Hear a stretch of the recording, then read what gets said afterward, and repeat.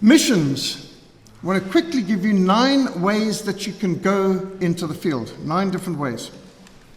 As we put feet to our faith, respond to the Great Commission.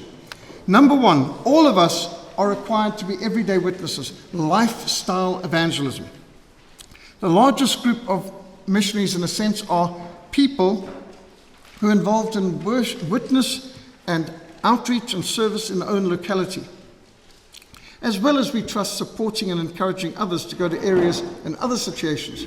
So we're talking about E0 evangelism in your Jerusalem.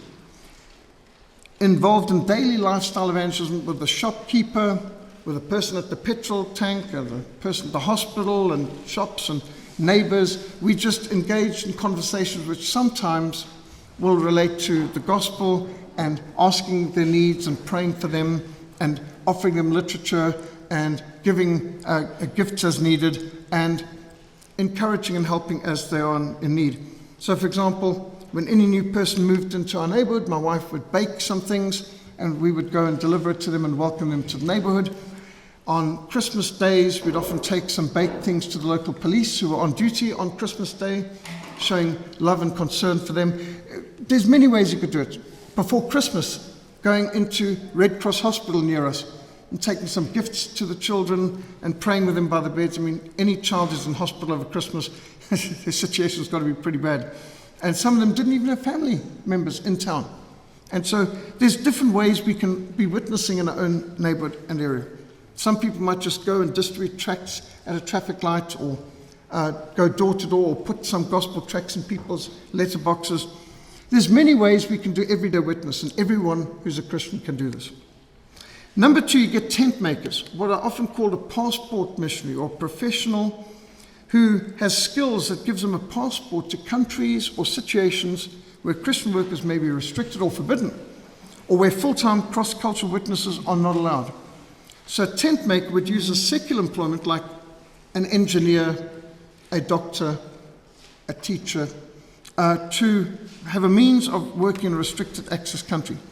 Tent makers, they might be an oil refinery engineer, they might be a carpenter, they might be involved as an electrician or computer programmer, or just a teacher teaching English as second language, but they are able to get into places like China or Saudi Arabia, Libya and Pakistan with their skill, but then they're able to be witnesses as well.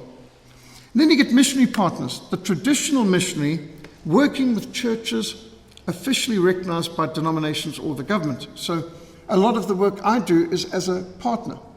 I go in and help, in this case, the Episcopal Church of Sudan, the largest church in South Sudan.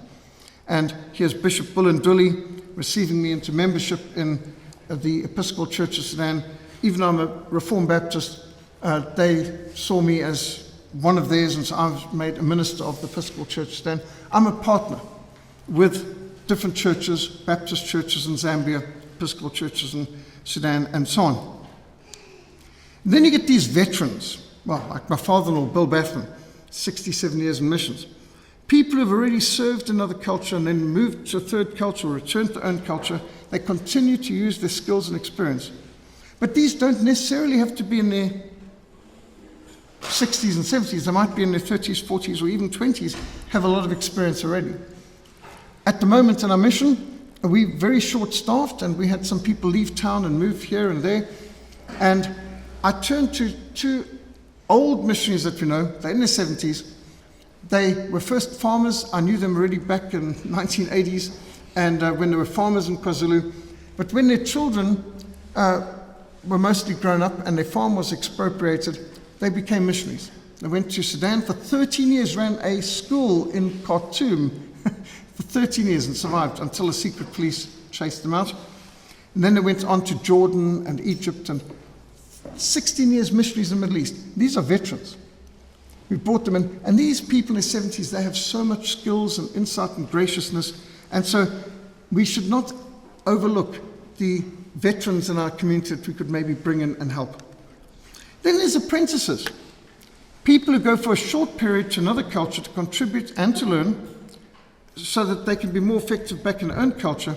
And I've always tried to apprentice my sons, and here's my younger son Calvin, who I've used many a time presenting Evangelism Explosion, gospel presentations, 10 Commands, Apostles' Creed, even on national TV in Zambia, because he was very good at memorization. He could really speak well on these. Then there's underground witnesses. People who live and work in situations where any expression of faith is suppressed. Just think of any of the seriously Muslim Sharia law countries. How do you work in a place like North Korea? How do you work in a place like Saudi Arabia? Well, it so happens there are hundreds of thousands of Christians working in a Muslim world, from the Philippines and so on, because the Arabs don't want to do work.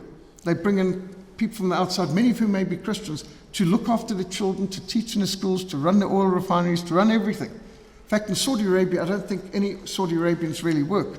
They've got people from all over the world coming to do their work for them, because they've got lots of money because of oil, but that's how we get Christian witnesses into the areas. Then you get international students. Well, there's so many students from all over the world going all over the world that you can reach people from virtually any restricted access country in your community who are students there. But then you might be, or somebody in church might be a student who can go and study in a restricted access country, for example, at the University of Cairo. And so they use the period of training to get alongside other students for evangelism and discipleship, and perhaps to prepare themselves for further mission responsibilities.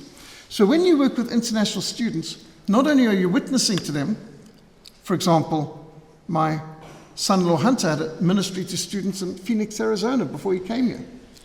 He got to know Muslims, and he brought Muslims to Christ who came from restricted access countries in the Middle East, but by inviting them around for a meal, coming into home, getting them to join the Bible study and prayer meetings, after a while, these Muslims, not only are they learning the gospel, but you're learning about them and their culture, and the kind of questions they ask and concerns they have. And then there's short-termers, people who lend a hand and also receive on-the-spot orientation, again with a view to further involvement in missions at a later date. Here I've got an American on one side and a Canadian on the other. They came and they served with us for a couple of years and not only learned a lot, but were able to help us in many different goals. And then you get short-term reliefs. People who enable long service personnel to take a break. So say you are, maybe you're retired or whatever, you've got time on your hands for whatever reason, and so you know that a mission station needs a handyman, you're a handyman, or an electrician, you're an electrician, or a teacher, and you're a teacher. And you volunteer, say, I've got 3 months to spare over the summer holidays perhaps. Could I come in and do that job so that one of your people can take a break?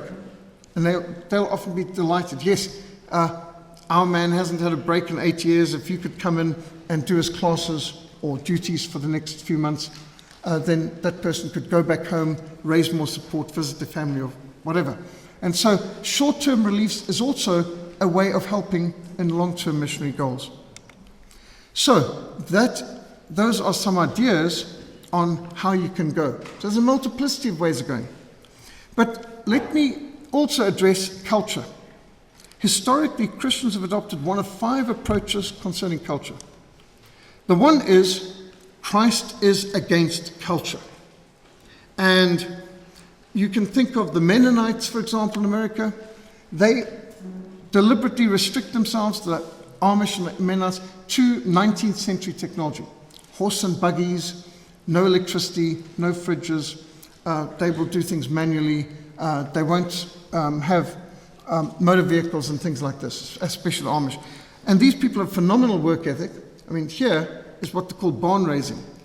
When a person gets married, all the families in the neighborhood will come together and one day raise a barn for him on his new farm. And they can do it because these are some of the best carpenters in the world.